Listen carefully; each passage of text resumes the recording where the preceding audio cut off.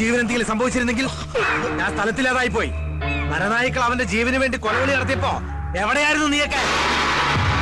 ഇപ്പൊ ഞാൻ ഈ കുപ്പായിട്ട് ഞെളിഞ്ഞേക്കുന്നത് അവൻ ചെയ്ത ത്യാഗ. അന്നാ ശശിധരന്റെ കൊലക്കുറ്റം അവൻ ഏറ്റെടുത്തിട്ടില്ലായിരുന്നെങ്കിൽ ഇന്ന് കോറോത്ത് തറവാട്ടിലേക്ക് ഒരു എംഎൽഎ ഉണ്ടാവില്ലായിരുന്നു. ഏതവനായാലും നേരിട്ട് വെട്ടിത്താണത്വം കാണിക്കേണ്ടത്, അല്ലാതെ ഇത്തരത്തിൽ ഒളിപ്പോര് നടത്തിയല്ല. ശത്രു വേറെ ആരുമില്ല, അവൻ തന്നെയാ. സ്വന്തം നാട്ടിൽ വെച്ച് ഹരിയന്റെ ഡോമത്തിയെ പോലും സ്പർശിക്കാൻ പറ്റില്ലെന്ന് ഭരതൻ അറിയാം. അതുകൊണ്ട് ആ തെണ്ടി തട്ടകം മാറ്റി ചവിട്ടിയതാ. എന്തായാലും ചേട്ടന്റെ രക്തസാക്ഷിത്വം ഒന്ന് കഴിഞ്ഞോട്ടെ. ചക്കരക്കല്ലിറങ്ങാനാവുണ്ടോ?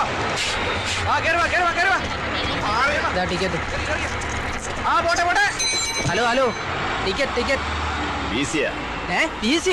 ഏത് വകുപ്പില്? ഓഹോ, ഡ്യൂട്ടിയിലിരിക്കുന്ന അനന്തം പോലീസിനോട് വകുപ്പ് ചോദിക്കാൻ മാത്രം ആളായോ താൻ? നാട്ടിൽ നിയമം നടപ്പാക്കാൻ 24 മണിക്കൂറും ഈ ഉടുപ്പും വിട്ട് ഡ്യൂട്ടി നോക്കുന്ന ഉദ്യോഗസ്ഥനാ. വകുപ്പ് ഞാൻ പറയണോ? ഏത് വകുപ്പായാലും ശരി, യാത്ര ചെയ്യാൻ ടിക്കറ്റ് എടുക്കണം. ചേട്ടാ, തർക്കം വേണ്ട, ഈ ടിക്കറ്റ് ഞാൻ എടുത്തോളാം. വേണ്ട, അനന്തം പോലീസിന് ആളുടെ ഔദാര്യം ആവശ്യമില്ല. ഒരു നിയമപാലകന്റെ അവകാശമായത്. ഞാൻ ഇതിൽ തന്നെ യാത്ര ചെയ്യും. Veterinary doctor? അതെ. എവിടുന്ന? നാട്ടിൽ നിന്ന് വരിക. സ്റ്റേഷനിൽ ഇറങ്ങിയപ്പോഴാ ഓട്ടോ സ്ട്രൈക്ക് ആണെന്ന് അറിഞ്ഞത്. ഇതല്ലേ വർഗം. ഒരു ഇന്റലിജൻസ് മെസ്സേജ് ഉണ്ട്. ഏത് നിമിഷവും അവൻ ഈ നാട്ടിലെത്തും. എനിക്ക് ബസ് സ്റ്റാൻഡ് ഒന്ന് സെർച്ച് ചെയ്യണം. അങ്ങോട്ട് പോവാ. മെസ്സേജ്. ഹലോ ഹലോ, അനന്തം പോലീസ് സ്പീക്കിംഗ്. എല്ലാ ബസ്സും അരിച്ചു പറക്കണം. പെർമിഷൻ ഇല്ലാതെ ഒരു ബസ്സും സ്റ്റാൻഡിൽ കയറാൻ അനുവദിക്കരുത്.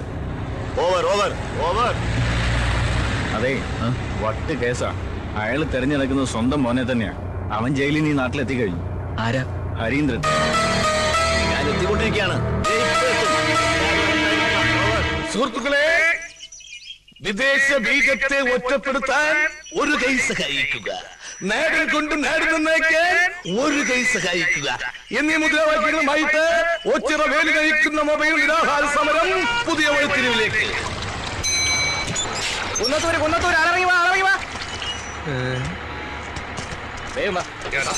നീ വീണ്ടും വന്നല്ലേ?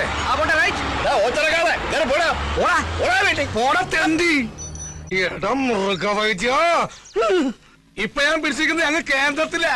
ഒന്നുകിൽ നിനക്കൊരു ട്രാൻസ്ഫർ, അല്ലെങ്കിൽ നിന്റെ വീട്ടുകാർക്കൊരു ബോംബ് പൊട്ടിയ ഡെഡ് ബോഡി. ഏത് വേണമെന്ന് നിനക്ക് ഇപ്പൊ തീരുമാനിക്കാം.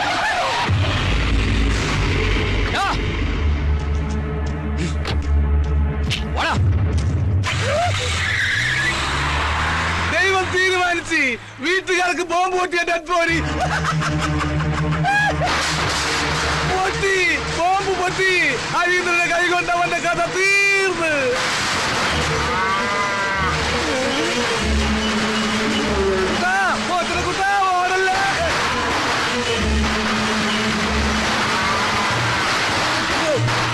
ഓടല്ലേ? ആരിക്കാല ഒന്ന് നിന്ന് നിന്റെ വിത്തുകളെ കൊണ്ട് തന്നെ കുത്തി കൊല്ലിക്കാനല്ലേ? അല്ല, ഈ നാട് ഞെട്ടിക്കുന്ന സത്യം പറയാനാ. നിന്റെ അമ്മണിക്കുട്ടിക്ക് ഏത് ടൈപ്പ് കുഞ്ഞുങ്ങളെന്നാ പറഞ്ഞത്? അമേരിക്ക, ചൈന, ജപ്പാൻ, പത്തനംതിട്ട, ഏതാ?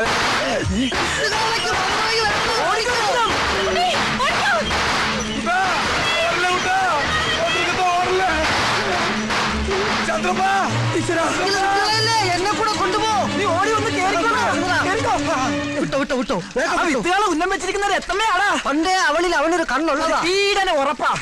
നീ എന്തിനാണ് എത്ര സ്പീഡാ പോകുന്നത്? കാല രത്നമ്മയുടെ പുറകെ പോയി. ബ്രേക്ക് ഉണ്ടെങ്കിൽ ഞാൻ എപ്പോഴേ പിടിച്ചേനെ. അപ്പം ബ്രേക്ക് ഇല്ലേ? നിർത്ത്. ഇത്ര സ്പീഡിൽ എങ്ങോട്ടേക്കാ? ആ കരിങ്കണ്ണ വേലുവിന്റെ കാളയിട്ട് ഓടിക്കുവാ. ആണോ? മാറി ബ്രേക്ക് ഇല്ല. വണ്ടി സ്റ്റാൻഡിൽ വെച്ച് സൈക്കിളോട്ട് പഠിക്കാനാ. അയ്യേ, സ്റ്റാൻഡിൽ ഇറക്കിയില്ലേ?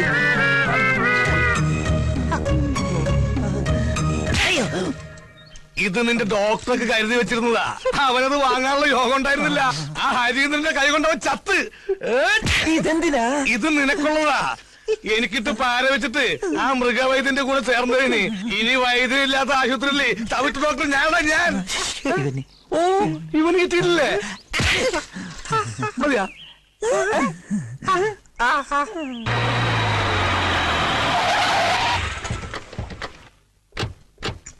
ഇത് ഗൗതം. ഇവനാണ് എന്നെ രക്ഷിച്ചത്. ഇവിടുത്തെ വെറ്റിനറി ഡോക്ടറാ. അറിയാം. ആള് നമ്മുടെ അനുഭാവിയാ. ഇടം മിടുക്ക. അതെന്താ താൻ അന്നേ പറയാതിരുന്നത്? ബ്രഹ്മാവിന്റെ ആയുസ ഹരീന്ദ്രന്. അതുകൊണ്ടല്ലേ അന്യനാടായിട്ടും ശത്രുക്കളിൽ നിന്ന് രക്ഷ നേടാൻ നമ്മുടെ ഒരാള് തന്നെ തുണയായിട്ട് അവിടെ എത്തിയത്. ഞാൻ ഞാൻ എന്ത് സഹായമാ ഇതിന് പ്രതിഫലമായിട്ട് നിനക്ക് ചെയ്യേണ്ടത്? ഇവിടുന്ന് ട്രിവാൻഡ്രത്തേക്ക് ഒരു ട്രാൻസ്ഫർ പറഞ്ഞോളൂ. ചെറിയ പ്ലീസ്, പകരം ചെയ്യേണ്ടവൻ ഞാനല്ലേ. തൽക്കാലം കുറച്ചുനാൾ ഇവൻ ഇവിടെ നിൽക്കട്ടെ, എന്റെ ഫ്രണ്ടായിട്ട്. എപ്പോ ട്രാൻസ്ഫർ ആണെന്ന് ഹരീന്ദ്രൻ തീരുമാനിക്കും.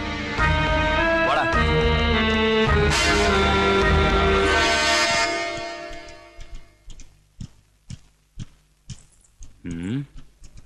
വാടി ഇവിടെ. ലുക്ക്, ഇതെന്റെ ഭൂമിക. ആരോമലാൾ, പ്രേയസി, കാമുകി എന്നൊക്കെ പറയും. പക്ഷേ ഹരീന്ദ്രൻ പറയും എന്റെ മണവാട്ടിയെന്ന്. കം, ഇത് ഡോക്ടർ ഗൗതം, എനിക്ക് റീബർത്ത് തന്നവൻ. ഒരുപക്ഷെ നിന്റെ പ്രാർത്ഥന കൊണ്ടാവാം. ചിലപ്പോ താൻ കരുതും എന്നെപ്പോലൊരു മുരടനെ ഈ സുന്ദരി പെണ്ണ എങ്ങനെ ഇഷ്ടപ്പെട്ടു എന്ന്. അതാണ് ഹരീന്ദ്രൻ, അതാണ് എന്റെ ഭൂമിക. ഞങ്ങളുടെ രണ്ടുപേരുടെയും മനസ്സിന്റെ നിറം ചുവപ്പാണ്, രക്തച്ചുവപ്പ്.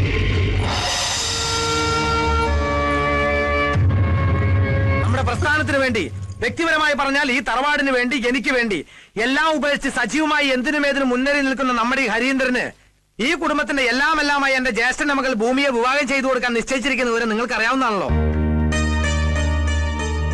ചേട്ടന്റെ രക്തസാക്ഷി ദിനത്തിന്റെ അന്ന് നമ്മുടെ മുതിർന്ന നേതാവ് നമ്പ്യാർ സാറിന്റെ സാന്നിധ്യത്തിൽ രണ്ടുപേരുടെയും വിവാഹം നടക്കുന്നതാണ്.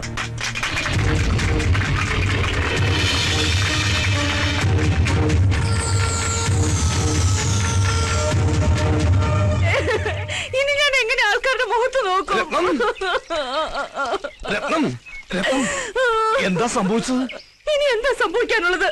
എന്റെ മാനം കളഞ്ഞില്ലേ നിങ്ങളുടെ കാള? കാളയുടെ ഒരു യോഗ, കാളയോഗം. അവൻ ഉപദ്രവിച്ചു. ഇനി ഞാൻ എന്തിനു ജീവിക്കണം? ഇത്രയും കാലം കാത്തു സൂക്ഷിച്ച മാനം ഒരു നിമിഷം കൊണ്ട് പോയില്ലേ? അത് പിന്നെയും പോയാ? കണ്ടില്ലേ നാശം? ഇപ്പോഴും അവിടെ നിന്ന് സ്വീകരിക്കുക. അമ്പട കള്ള, കാര്യം ഒപ്പിച്ചല്ലേ? ഭാഗ്യവാൻ. അടുത്ത ജന്മമെങ്കിലും നീയായിട്ട് പിറന്നാ മതിയായിരുന്നു.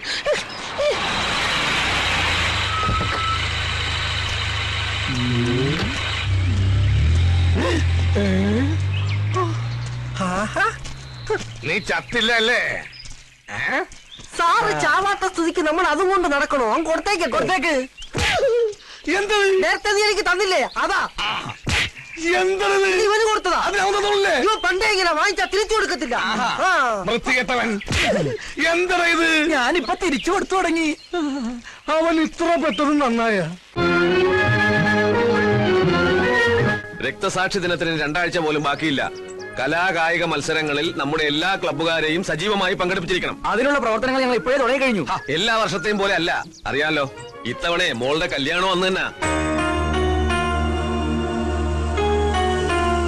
ശരി, അപ്പൊ അങ്ങനെ ശരി. കാലത്തെ മുതൽ ചൊറണാൻ തുടങ്ങിയതാണല്ലോ. എന്ന് പറഞ്ഞ ഇതിപ്പോ ചില്ലറപ്പെട്ട പണിയാണ്. ഹരീന്ദ്രൻ അകത്തുണ്ട്.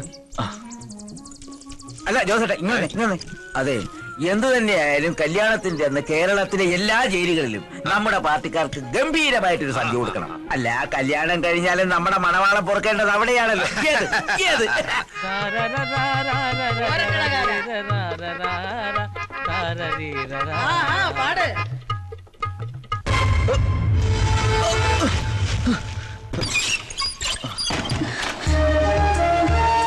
എല്ലാം അറിഞ്ഞല്ലോ. അറിഞ്ഞു. നിന്നെ കാണാൻ തന്നെയാണ് ഞാൻ വന്നത്. എനിക്ക് വേണ്ടി മരിക്കാനല്ലാതെ ഈ നാട്ടിൽ നിങ്ങൾക്ക് ജീവിക്കാൻ പറ്റില്ല. എന്നിൽ നിനക്ക് വിശ്വാസമുണ്ടോ? എന്നേക്കാൾ. എങ്കിൽ ഞാൻ പറയുന്നത് നീ കേൾക്കണം. എടുത്തുചാട്ടമല്ല, ആത്മനിയന്ത്രണമാണ് ഇപ്പൊ നമുക്ക് ആവശ്യം. വിവാഹത്തിന് ഇനിയും ദിവസമുണ്ടല്ലോ. എന്തെങ്കിലും ഒരു മാർഗം ദൈവം നമുക്ക് തുറന്നു തരും. അതുവരെ നമ്മൾ തമ്മിൽ ഒരടുപ്പവും പാടില്ല. അറിയാലോ, മഷിയിട്ട് നോക്കുന്ന പരിവാരങ്ങളാ ചുറ്റും. വാക്കുകൊണ്ടല്ല, വാളുകൊണ്ടേ അവർക്ക് സംസാരിക്കാൻ അറിയും. അതുകൊണ്ട് ഒരു സംശയത്തിനും നമ്മൾ ഇടവരുത്തരുത്. നോക്ക്, ഒന്നും സംഭവിക്കാത്ത മട്ടിൽ വളരെ സന്തോഷത്തോടെ വേണം ഇനി നിന്നെ കാണാൻ. അയ്യോ അച്ഛമ്മ,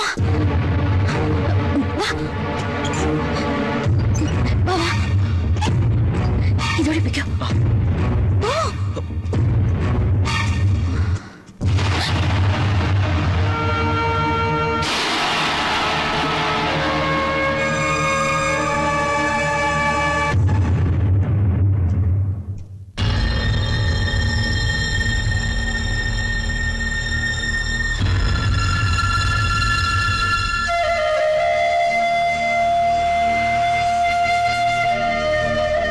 മരണം പോലും ഇവിടെ ഒരു ആഘോഷമാ.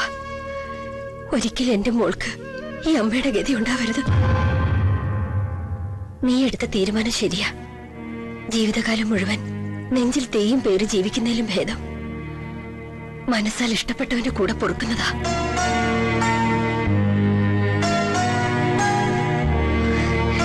മതി. ഈ വീട്ടിൽ എന്റെ അമ്മയെങ്കിലും ഉണ്ടല്ലോ എന്നെ അറിയാനും അനുഗ്രഹിക്കാനും. എനിക്കത് മാത്രം മതി. വിപ്ലവത്തിൽ തന്റെ അത്രയും അറിവും അനുഭവമില്ലെങ്കിലും താൻ വിശ്വസിക്കുന്ന അതേ പ്രസ്ഥാനത്തെ നെഞ്ചിൽ കൊണ്ടു നടക്കുന്നവൻ തന്നെയാ ഈ ഞാനും. സ്വന്തം കുടുംബ ബന്ധങ്ങൾ കണ്ടറിയുന്നവന് മാത്രമേ ഒരു നല്ല ജനനേതാവാകാൻ കഴിയൂ. ഏയ് വേണ്ട. ഇല്ല, കേൾക്കണം. അറിയോ, നാട്ടുകാരുടെ മുന്നിൽ ഇപ്പോ അനന്തൻ പോലീസ് ഒരു കോമാളിയാ. ആ വേഷം എന്റെ അച്ഛൻ സ്വയം കെട്ടിയതാ. എനിക്ക് തിരിച്ചറിവുണ്ടായപ്പോ ഞാൻ തിരഞ്ഞെടുത്ത വഴി നടക്കാൻ എന്നെ അനുവദിച്ചില്ല. അതിന്റെ ആഫ്റ്റർ എഫക്റ്റാ എന്റെ അമ്മയുടെ മരണം പോലും. Never look back. ഒരിക്കലും തിരിഞ്ഞു നോക്കരുത്. തിരനോട്ടമാണ് സഖാക്കളുടേത്. ഇപ്പോഴെന്നല്ല, എല്ലായ്പ്പോഴും. കമ്മിറ്റ്മെന്റ്സിനും സെന്റിമെന്റ്സിനും അവിടെ സ്ഥാനമില്ല.